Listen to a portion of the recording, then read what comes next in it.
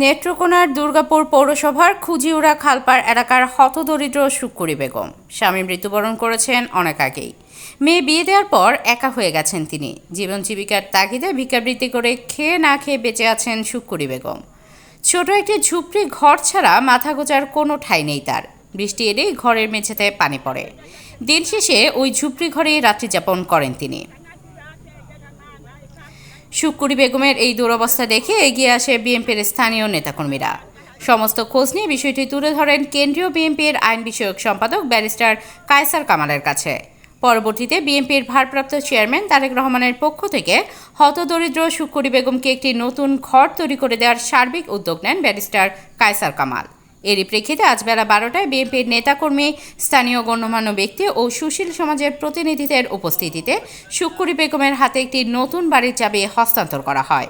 এই ঘর পেয়ে যেমন খুশি সুকুরি বেগম, তেমনি এমন মানবিক কাজের জন্য ব্যারিস্টার কায়সার কামালের প্রতি কৃতজ্ঞতা প্রকাশ করেছেন সাধারণ মানুষ ও দলীয় নেতাকর্মীরা। ভাঙা ভোঙা ছিল, বৃষ্টি আসলে পানি করতো।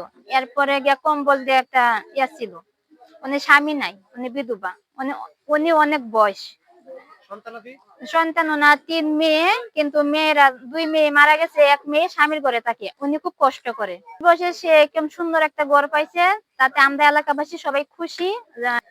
আমাদের এলাকার সুকুরি বেগম একজন দরিদ্র মেয়ে, আর পুত্র সন্তান নাই। সে একটা কুড়ের ঘরে থাকতো, কোনো মতে কাল যাপন করতো। ব্যারিস্টার সাহেব তারেক রহমানের কাছ থেকে পরামর্শ করিয়া একটি ঘর উপহার দিয়েছে। সে এখন খুব খুশি।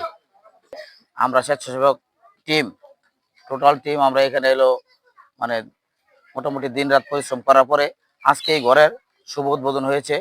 এই জন্য আমরা খুবই আনন্দিত, মানে খুবই গর্বিত। নিজেদেরকে মনে করি এই ঘরের মানে মানবতা সবাই নিজেদেরকে মানে বিলিয়ে দেওয়ার জন্য জনতা ব্যারিস্টার কায়সার কামাল ভাইয়ের নির্দেশনায় আমরা সদা সর্বদা প্রস্তুত ইনশাল্লাহ।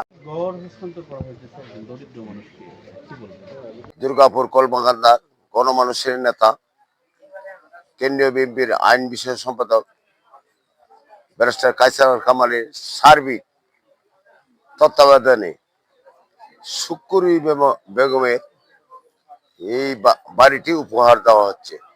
তারেক রহমান, যিনি বিএনপির ভারপ্রাপ্ত চেয়ারম্যান, ওনার সার্বিক সহযোগিতায় আমাদের নেতা জননেতা জনাব ব্যারিস্টার কায়সার কামালের আর্থিক সহযোগিতায় এবং সার্বিক তত্ত্বাবধানে এই সুকুরি বেগমকে এই ঘরটি প্রদান করা হয়। এতে করে আমরা এলাকাবাসী এবং আমরা ব্যক্তিগতভাবে খুবই আনন্দিত। আজকে তারেক রহমানের পক্ষ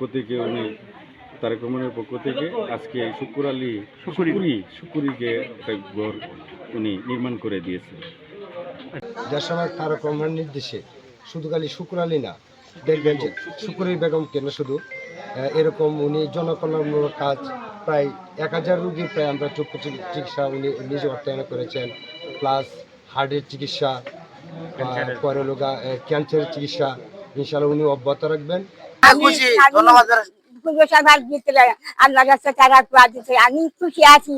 তারা দিচ্ছে, তারা দিচ্ছে, তারা আল্লাহ শান্তিতে।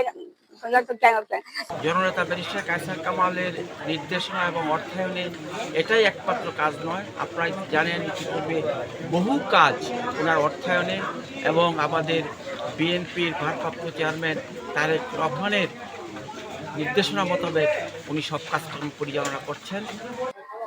প্রান্তিক জনগোষ্ঠীর একজন মহিলাকে এই ধরনের একটা মানবিক সহায়তা দিতে পেরে আমরা গর্বিত। আপনারা জানেন খাদ্য, বস্ত্র, বাসস্থান, চিকিৎসা 5টি মানুষের মৌলিক অধিকার।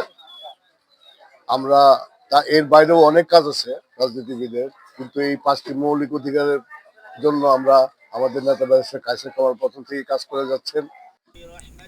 তোবারক হোসেন খোকনের তথ্যচিত্রে সামিয়া সুলতানা, চ্যানেল 21 নেত্রকোনা।